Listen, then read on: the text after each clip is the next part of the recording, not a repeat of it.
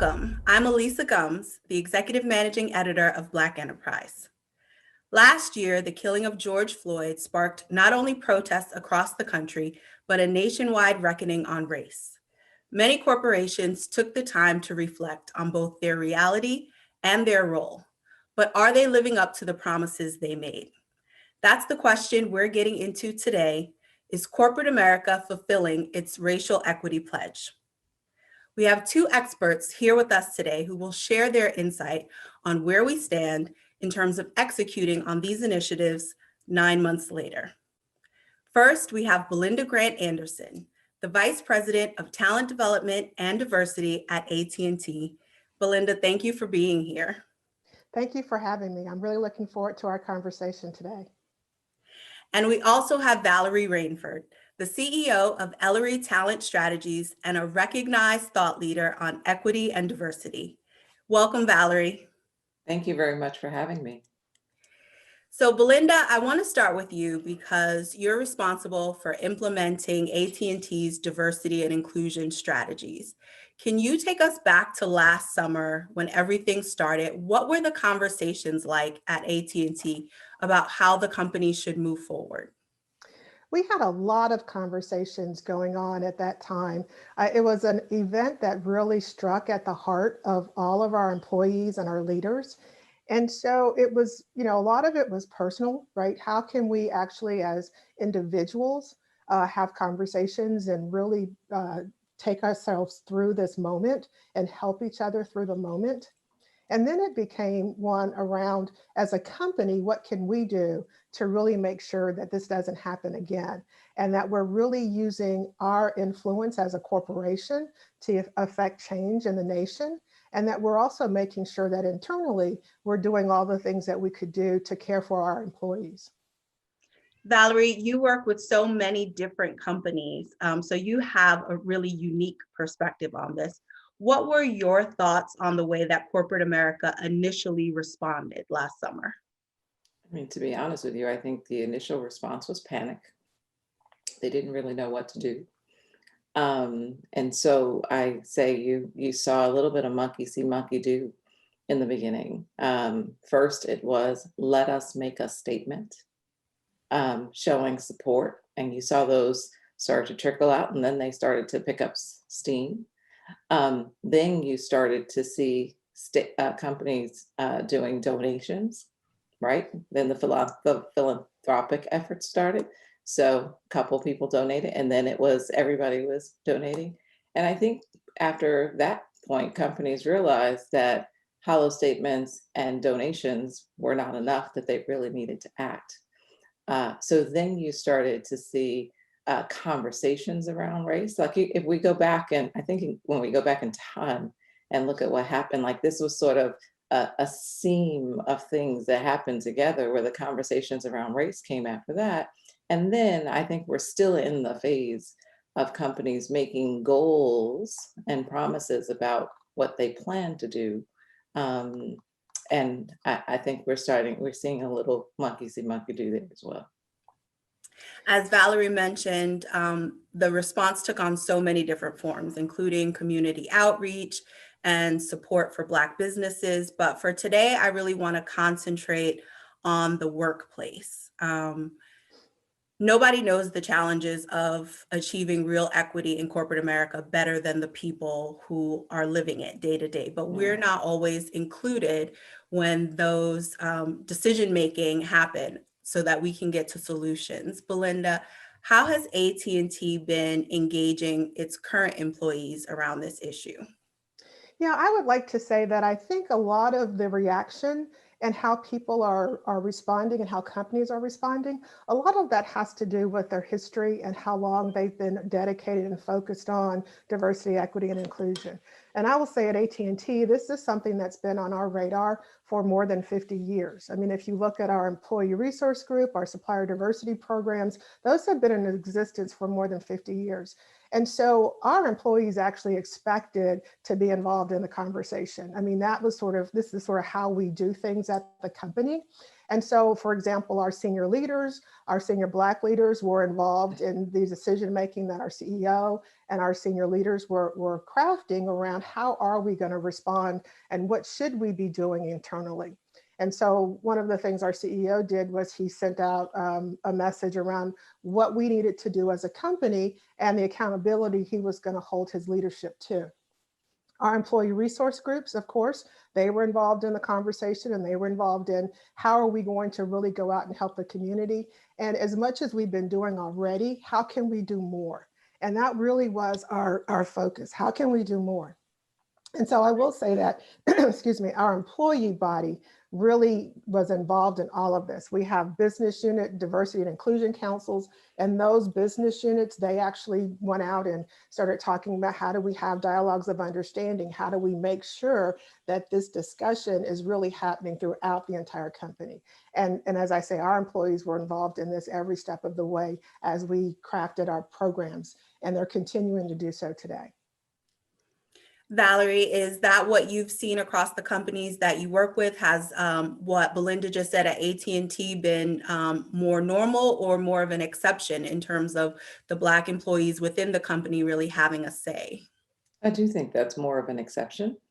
I think that there are some companies out there who have been at the journey longer, who still have some work to do, but they were able to step into the space more quickly. They had staff and resources and talent in positions of authority within their organizations who could help them think it through. For many of those companies, though, my experience, and it may be slightly different for Belinda, but my experience is for those companies, there was a lot of pressure put on the most senior people to help solve the problem while they were also living it. I think the larger population of companies didn't have that foundation, and or they had been investing in D&I for years, but still had inequitable outcomes with regard to race. And I think that's because you can have a D&I program that has all of these things. It could have BRGs, it could have a diversity officer, it could have diversity councils and ambassadors, but still Black people inside those organizations can't make it beyond the junior operational roles. And so I think that there are many, many more companies who are in that category than those who are in the category that Belinda talks about for AT&T. Yeah, and I would like to say that, you're absolutely right, Valerie. Companies, like AT&T, we've been in this journey and we've been doing a lot for years. But as you say, outcomes, that is what's really critical. And so one of the things that was really impactful in this moment was that our CEO, basically, he published our statistics, right? We'd always published, here's what our demographics look like. But for the first time, he published our demographics that said, here's what our non-management population looks like, here's middle management, and here's senior leadership. And it was very clear that as you went from non-management to senior leadership, it wasn't as diverse. And so he put that information out there and he said, we are going to hold ourselves accountable to making a change here. And then he also then made a senior team accountable and said, I'm expecting diversity and inclusion action plans, right? Action plans that talk about how we're going to improve outcomes, not only for representation, but also for the culture that we have in the organization to make sure we are seeing a change in the leadership table that we like to see.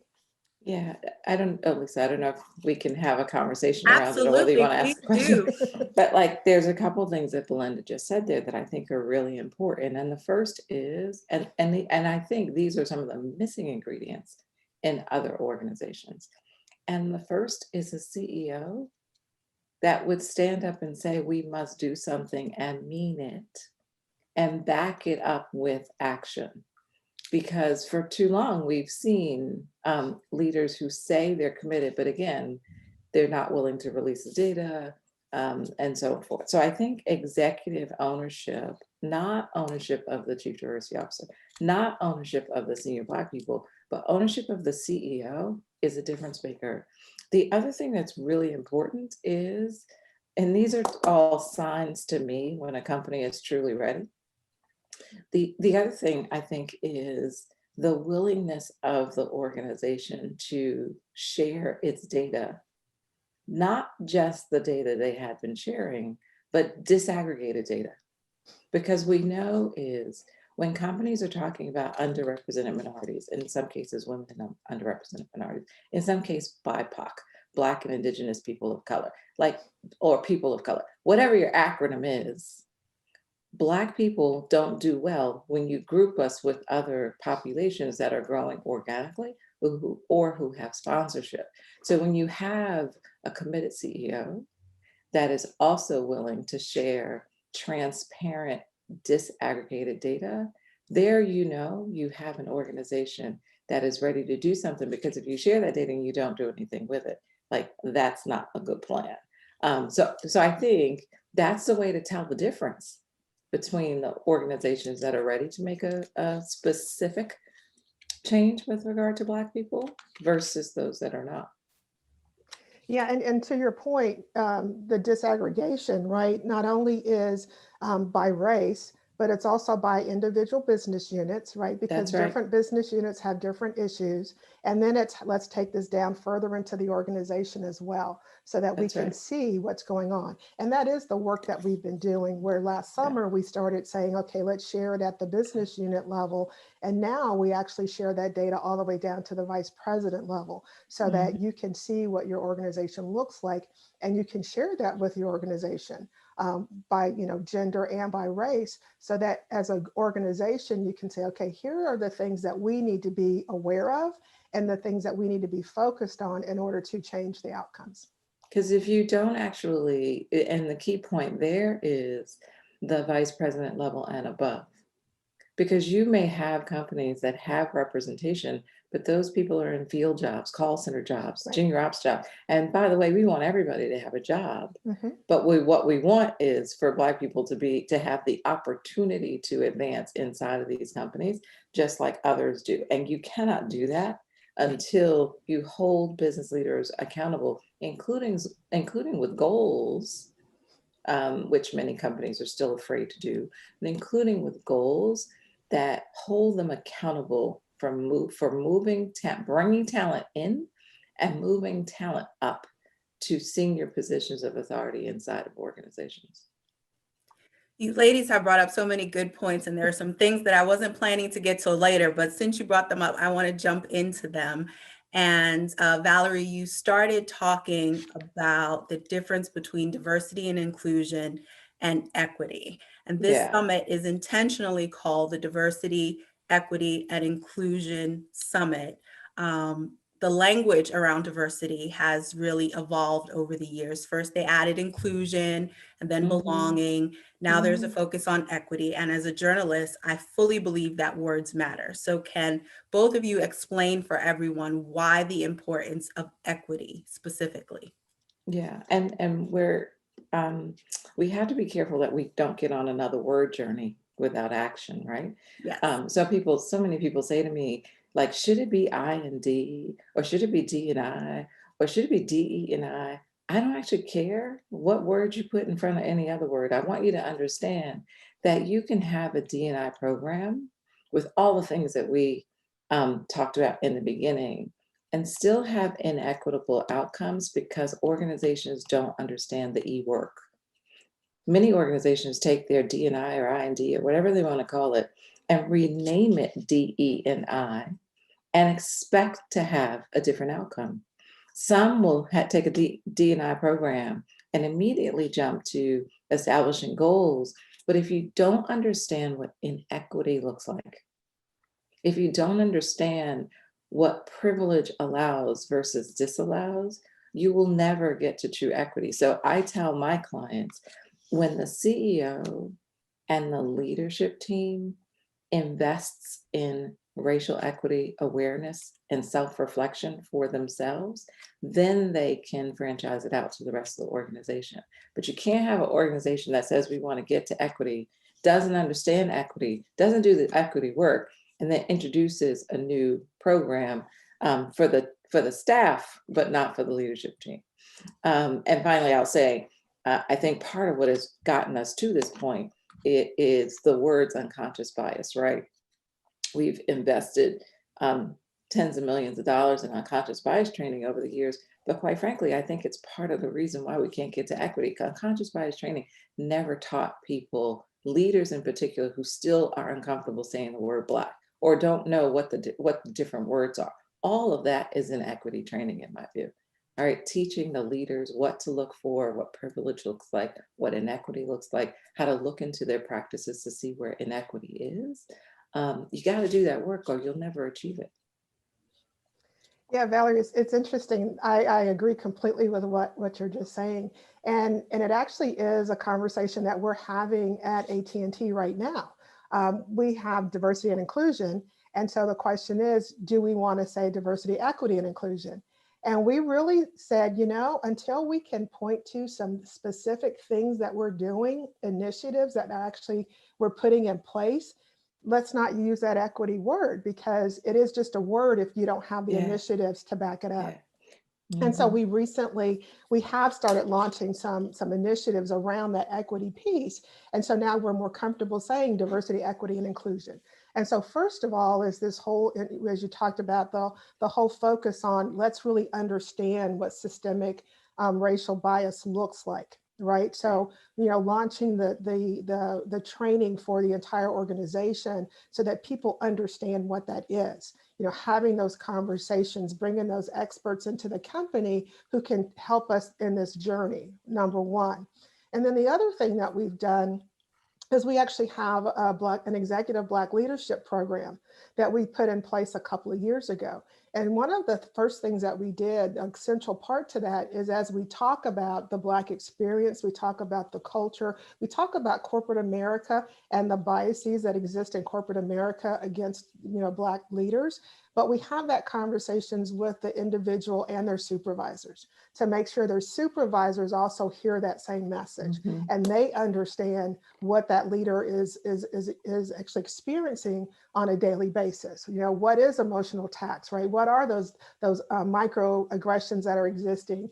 And how do you help this person? How do you make sure you're creating an environment that you're being that sponsor, you're being that advocate, that coach, to help them overcome a lot of those inequities that exist within the company. And so once we said, okay, we do have some things that we're doing that are really, you know, focused on the equity piece. Okay, now let's talk about equity. So I agree with you completely there. I think it's really important that training and conversation include the CEO and the leadership team. Right. And so the leadership team started with CAST, right? Let's all read the book. Let's educate ourselves on what a caste system is and what is absolutely going on in the country and how that manifests itself. So they absolutely did that. And that reading that book is actually trickling down in the organization as well. So I actually like that learning model better too. Like, I'm not a big fan of, and this is hard for large companies like AT&T, but I'm not a big fan of go hire a training and development company that comes in and teaches you about race. Like, you really got to get in the room. You really got to read together. You really got to talk together in order to make a difference. So I think that's great. I would say the other thing is, in addition to the feelings and the knowledge of the history, is digging into the practices. If you dig into it's starting with the disaggregating the data, the next step is digging into the practices. And oftentimes, strike that all the time, inside the organizations that I work with, the minute you start looking into the recruiting practices, the talent's there, the talent's applying, the talent's not getting through. And is it because the recruiters don't understand inequity? Is it because the hiring managers don't understand inequities? Is it because the job requisitions are written in an inequitable way? Like, there's so, you know, I also encourage folks to read Ibram Kendi's book on how to be an anti-racist. There are a number of white people who, the minute they hear the word anti-racist, the hair on their back go up, because it's another one of those things we don't know how to talk about. But Ibram Kendi's book talks about how do you take an anti-racist approach to policies and practices. And that's really the next stage. When companies start doing that and understanding that the talent is often applying for roles, the talent is oftentimes inside organizations, they just aren't positioned for roles. So that's, I think, the next stage of the work as well, that comes after the emotional understanding of the history and what systemic inequity looks like. How do you bring that knowledge of inequity into the organization to see exactly what it looks like in corporate America, in the places that they have ownership for, and in the places that they have control to change? And so, Valerie, to your point, I mean, it's just really great to hear that, because one of the things that we had been working on for a couple of years was around sort of hiring practices, right? And we actually had a pilot going on last year around how do we make sure that we have diverse slates, right? And so we put some policies in place where if a recruiter is trying to build a slate, you know, they basically cannot pass that slate on until it is diverse. And that's really based on the affirmative action plans that exist within that area to make sure that whatever that slate is reflecting the diversity within that area. And then we also said, not only do, you know, once you have that diverse slate, then the hiring manager actually has to interview everyone on that slate. You can't pick and choose. And then on top of that, you have to use a standard interview process, right? So that everybody is asked the same questions. And then you score them on their answers. And then we ask the hiring manager to sort of send back what were the scores and how, in terms of how you got to that selection that you made. And so what happened is this was a pilot that we had in place, and some organizations were embracing it and others weren't. But then when you start thinking about equity, right, and a lot of the issues that came up last year, it became very easy for us to make that standard across the organization, right? Because now our business units are saying, how do I make sure I get diverse talent? Well, here are the hiring practices we are now putting in place across the company to make sure that happens. And so it really, so we're just in the beginning of that, right? We just started making it mandatory across the entire organization, and then we'll see. I mean, we had great pilot results, but now we'll see what it looks like across the entire organization after we've done this for the year.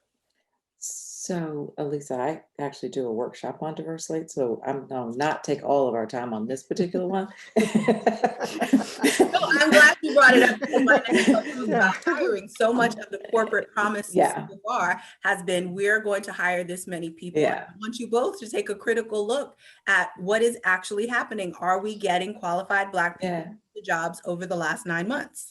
Yeah, there are a couple of mistakes that I see in this space for your listeners and for around diverse slates specifically. And that is the approach that Belinda just described really works at the most junior levels, right? My experience is it doesn't work by itself the way that you described it at the more senior levels. That's point one. Point two is companies, and by the way, I made this mistake too when I was doing this at my former organization. The definition of diverse slate matters. So the first time I did this, which is now why I could teach it, is the definition of a diverse slate was you had to have at least a woman or an ethnic minority on the slate for it to be considered a diverse slate. That's what the system looked for, right? Well, guess what happened? The minute everybody got the women, they checked the box and it proceeded through, and there was no requirement to then identify the ethnic minority. So it's really important that that companies understand the definition of a diverse slate. I was talking to a company yesterday, and their definition of a diverse slate was that at least 50% of requisitions had a diverse candidate on it. That's not going to get you a different outcome. So the key is you need to, and oftentimes people who are doing this are experimenting with it, and they don't actually understand the race component to this, right? The race component requires that the diverse slate definition identify Black and Hispanic people, Black and Latinx talent for roles. I think the other key distinction, there's so much learning here, but the other key distinction here is the difference between recruiting and sourcing, because that's the difference maker at the senior level. Recruiting is a transaction, right? Even the way we describe it, the diverse slates, like you gotta have this thing, blah, blah, blah, blah, blah. When you're looking for senior level talent, these folks don't hire anyone they don't know. They don't hire people like themselves that they don't know, right? So the key is, what work are you doing to source the talent before you need the job, so that when the job opens, when senior level jobs open, 90% of the time they know who they want. You got to know that talent in order to feed it to the recruiter, because the recruiter's job is to fill a requisition. So when I talk about diverse slates and senior level roles, it's really important that organizations are investing in a sourcing strategy, right? Who are their strategic partners to identify mid to senior level Black and Latinx talent? And how are they using those relationships to identify talent that they want in their organization? And as the jobs open up, those people have been contacted, have a relationship with the organization, and then can be slated. Does that make sense? Yeah, absolutely. And historically, AT&T has been a promote from within, right? And so that is a culture change that we are in the midst of going through our transition. As we acquired Warner Media, they absolutely have more skills around, bringing folks in from the outside. They've got the infrastructure for that. And so that's one of the things we're looking at from a synergy standpoint, is how do we, learn from them and make sure we adopt those best practices as we transition to more of a, not only just promote from within, but also look outside to say, where is that best talent out there? Right. And how do we build those relationships so that, as you say, once the opening is there, who the person is, and you can start filling your openings that way as well. One final point on this that Belinda just made me think of, and that is diverse slates apply to both internal and external talent. And what companies are doing to make the move that Belinda is talking about is the talent inside the organization is often right under their noses as well, but have not had the right assignment or the right exposure to get there. So one of the things that we help organizations do is identify that talent that could be ready if they were given additional support and sponsorship. And those individuals who show promise are prioritized on slates for consideration for open roles before even the external folks. So those are the kinds of things that companies that understand that to get to equity, you need to be more intentional. Those are the kinds of things, the ones that Belinda described, and some of the ones that I described that organizations are doing. Yeah, the other half of most of the pledges is they're saying we're going to hire this many people, but we're also going to create opportunities for advancement for our people. And Right. my question for you two who work this every day over the past 9 months is, what is actually being done to make sure that existing Black professionals are being promoted to senior manager, to C-suite positions? Is change actually happening? So I'll start, right? As I said, we have our executive Black leadership experience. We also have an executive Latinx leadership experience. So we have both of those programs. And one component that we have that's really, that we see as very important is we do a sponsor inventory, right? And these are for assistant vice president and vice president level individuals in the company. And we ask them, we give them a definition of a sponsor. Here's what a sponsor is. It's someone who's really, advocating for you, finding those high risk, high exposure opportunities, making sure that you're meeting the right people, all those things that sponsors do to help individuals move ahead in a corporation. And we ask them, who are your sponsors? And they tell us who their sponsors are. And then we go have a conversation, right, with the sponsor to say, hey, here's what a sponsor does. X so thinks that you're their sponsor. Are you doing these things for this person? so that we're very clear about who actually is sponsoring a person versus I may be their mentor, or if someone asks me, I may advocate for them. But we really try and get clear about that sponsor relationship. And if it's a sponsor, if it is one, great, continue doing all you're doing to lift this person up. If it's not, we have a conversation about, hey, why don't we need the two of you to get together, talk about the relationship and what's required in order for it to transition into a sponsorship relationship.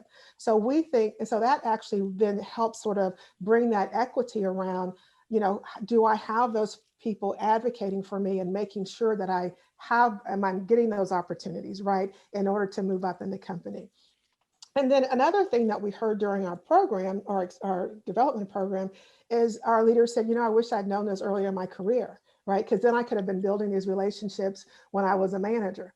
And so that's what we're doing this year is we're saying, let's take this concept and let's push it deeper into the organization to our middle managers, so that they can have the benefit of learning about the importance of building relationships, having that network, some of the cultural issues that may be keeping you from being as effective as you could be. So that's what we're trying to do, to say, hey, how do we actually help our leaders, help our managers move up and lift themselves up? And as I said, as part of these programs, we have the supervisors involved so that they're in that conversation as well.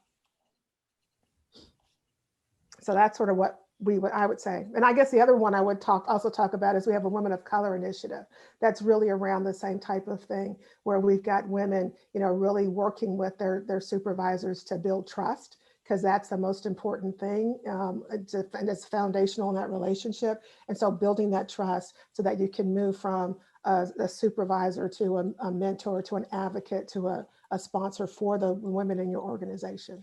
So we're doing things like that to really lift up our individuals in the company. I'm so glad that you have a focus specifically on women of color, Yes. because, every day I read a new article about what this pandemic is doing to women in the workplace, and no one is talking about what it's doing to Black women in the workplace, Right. specifically. Yes. Yeah. Valerie, what are you seeing in terms of what companies are doing to actually advance their existing Black talent? So first I would say, congratulations to AT&T. It sounds like they're doing some fantastic work. They are an anomaly. I do have the benefit of seeing other organizations, like a range of them. I'm excited for some. I'm really excited for some where there are a couple of CEOs that I know are doing the work. You don't see the change yet, but I'm really confident that the change will come. I think more organizations are on the journey, right? They're either on the equity learning journey, or they're in the disaggregating their data and the first time understanding that deer in the headlights moment. And then there are organizations that are planning the strategies, right? And then there's and then there's some organizations that call just to say, oh my God, what do we do? So there's a full range, I think, of organizations that are on this journey toward equity. I'm really encouraged by a few really large ones that I think will continue to set the pace, like AT&T. And I think change is going to take a moment. It took us a while to get here. It will take us a while to unravel it. But I think that the large companies like AT&T and a couple of others, that I'm unfortunately not at liberty to disclose who they are, will disclose for themselves, because you'll start to see very tangible outcomes as you look at the data of who's breaking into senior roles inside of companies and to C-suites of organizations. That's when you'll know who's making the change. I don't think it's going to happen with the pace that we wanted to. But I'm excited that we're on the journey. We cannot let the conversation and the focus die down. We have to keep the pressure on. We cannot make it another word soup. We have to hold organizations accountable, because as long as we're doing that, the journey will continue. The minute we take our foot off the gas, so too will their focus. So congratulations, AT&T. I'm pretty excited for you guys. I know a couple of your senior leaders, so. Yeah. And, and we're doing, like you say, we're doing a lot, right? But at the end of the day, it's about the outcome. So I don't want this to be like we solved the problem, because we haven't. Yeah. To your point, this is a journey, Yeah. and you have to stay with it. And so one of the reasons I think that we've been successful, to your point, is senior leadership, but it's also the board, right? This is on the board's agenda. Our chief diversity officer goes in front of that board twice a year to say, here's what we're doing. Right. And the good news is that he has responsibility for the diversity and inclusion piece, but also the talent piece, right? Talent development, because I report into him. And so, you have that conversation about not just the environment and the culture, but also what does the talent look like, right? And so that actually helps, so that he does go in front of that board twice a year and is being held accountable for what are we doing in this space. And it's that level of oversight that makes it a business issue, right? That the company is focused on, and not an issue that the chief diversity officer is over there trying to, get people to pay attention and do the work. Right. I would, so I've learned a lot since starting in this work, and a couple of lessons for me. One is, I no longer take an engagement if I can't get a meeting with the CEO. I made that mistake a couple of times. And every time you talk to a company that says they're interested in achieving equity and getting a strategy around advancing Black and Latinx talent, and the CEO and or the board are not engaged, it is a waste of time. It is a complete waste of time, because there's no commitment from the top of the organization to learn or make change. So that's a key indicator for me, Belinda, as to whether I'll take the engagement or not, number one. And then number two, I would say to you, one of the other things that I do is executive coaching. Oftentimes I get inside of an organization and I'm counseling with the CEO, I'm helping them with their disaggregating their data and figuring out whether the inequitable practices are. But then I'm also coaching. And one of my recent revelations, because this was also a monkey see, monkey do thing, is all these companies are now hiring chief diversity officers. They won't put a Black person in the chief diversity officer seat. Well, guess what? I have a cohort of chief diversity officers that I'm teaching racial equity training to. Right? So it doesn't mean anything to me that you make someone your chief diversity officer. That's nothing to me, especially when you're putting someone in the roles that just because you're Black does not mean you know how to advance racial equity inside of an organization with a leadership team. And the fact that I now am doing that work with a couple of CDOs, like, I'm real clear. I want to talk to the CEO and board. I want to know what you're trying to do for Black people. And you can't do 100 things well, right? There's a couple things that you could do in a very intentional way, and hiring a Black person in a chief diversity officer role and giving them no power, no authority, no access to the data, and no support to drive racial equity inside the organization, to me, doesn't mean anything to me. Sorry, but You have to speak truth, right? right. You have to speak truth. Right. I knew that, Valerie. Someone had already told me that you refuse to work with an organization if the CEO is not engaged. And it made me think about you, Belinda, because AT&T CEO was one of the first to speak out last summer and called on other CEOs to speak out as well. And I wanted to know, for you personally, as an employee in this space, what it meant to have that kind of leadership and that kind of allyship when you think about your experience working there, and also what it allows you to do in terms of your work trying to achieve this. Yeah, and so what's really interesting is we're talking about two CEOs, right? Randall Stevenson was our CEO when a lot of this happened, and he, as you say, he's always been a voice. I was there when he made his speech a few years ago at our Employee Resource Group conference about how tolerance is for cowards. You have to understand. Um, and so he's always been committed, and so that's an important piece, right? That your CEO gets it.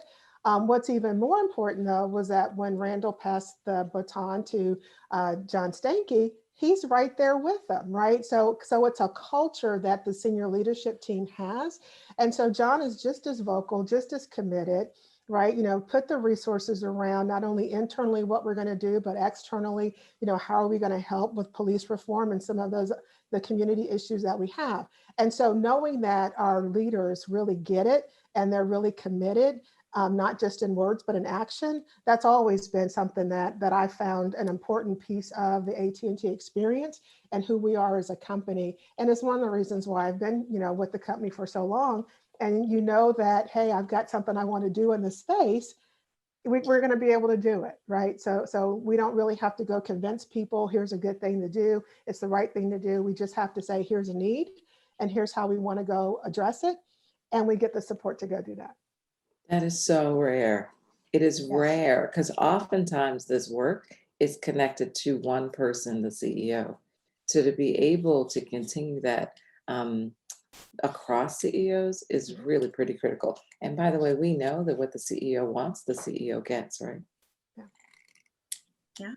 So we've talked a lot about what is happening. I want to hear from you both about what still isn't happening. What needs to happen that isn't, in order for this time to be different? I think we talked about a lot of what still needs to happen. To me, I think the most important is the two most important, because I think they go together. It's the learning. Like, I can't tell you how many, I did a session with an organization a couple weeks ago with the leadership team of the organization talking about racial equity. How do you get to racial equity? And it's me on a Zoom and a screen full of white people. Okay, no one in the leadership team is Black, but they're trying to get there. The discomfort that people have with their privilege, the guilt, the shame that comes with privilege, and the lack of knowledge of history and language is a big doggone deal. You're not going to get to equity if people are afraid to talk about race. You're not going to get to equity if people are afraid to use the wrong words, right? Like, it is a big deal. And by the way, the CEO is in the room and is part of the conversation. That's really, really important. And I think a huge part of what still needs to happen inside of organizations. And then the second thing that I think goes with it, like, once you arm people with the knowledge and the language, you got to take them to the practices. The practices inside most organizations is what's holding the least represented talent back. And if you don't unleash that and uncover it in not only disaggregating the data, but diving into and examining the processes, the talent more often than not is there. There are some skill sets in some industries where you're not going to find a large population of Black talent, but by the way, that means that organizations need to invest in longer term strategies to develop that talent, right? But oftentimes, the talent is there, and the organizational systemic barriers keep them from getting in and moving up. So the learning and the practices, to me, is the biggest body of work that any company can undertake to get to the place where the AT&Ts are. Yeah, and I think the two things I would add, because I absolutely agree that with the two things that you've pointed out. I also think there's in terms of what the work is to do, practices, right? there's also the relationships. And I think that's part of the understanding that people need to have. But I also think it's the relationships that we need to build so that people can have these conversations, right? I mean, part of the reason someone may be afraid to speak is because they don't know that person well enough to have that conversation with Right. them. And so I think Right. on both sides, we actually have to really open up and be Mm-hmm. vulnerable and have a Mm-hmm. conversation and Mm-hmm. not go to someone says something so they're wrong, right? Just always, Mm-hmm. look at it with the best intent. And because part of this is that we're sort of we're against each other as opposed to trying to work together. And so we Mm-hmm. have to be able to speak with each other, to assume, kind intent. That's going to help us move to this understanding so that we can build these relationships. We know that relationships drive a lot of the decisions that people make around who they want on their leadership teams. And so that's sort of where I get to me, it's the outcomes that we're looking for. I think absolutely there are some practices that we need to make sure that we go and we fix them, and we have to really look at all of them.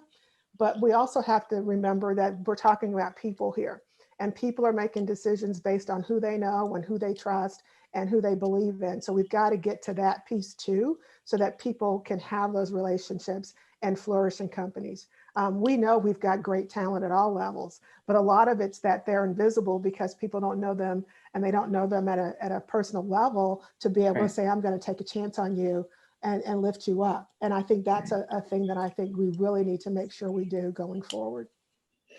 I would just say, Alisa, Belinda, absolutely agree. And all of what Belinda talks about is embedded in that quick description that I talked about, racial equity awareness, right? Like you can't do that without relationships.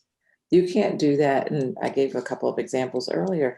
I think the classroom approach is not the best approach in this example. It's direct engagement with people, but it might mean teaching leaders how to open conversations around race. That's part of racial equity awareness. It's teaching leaders that the response is the goal and mindset when you go into this conversation is about learning someone else's experience, and the defensiveness that Belinda talks about always shuts the conversation down.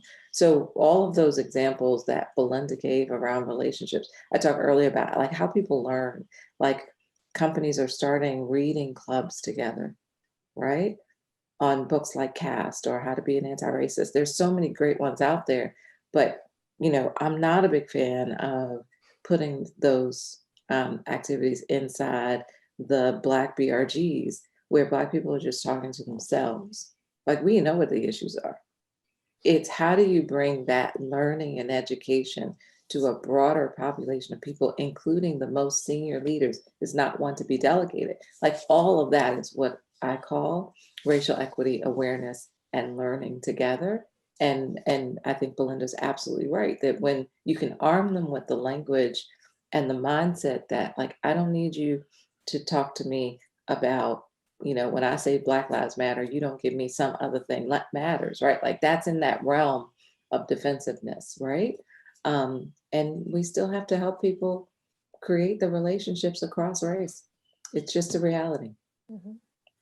I want to thank you ladies both so much. We've had a really honest discussion here with a lot of insights about where we are and where we still need to go.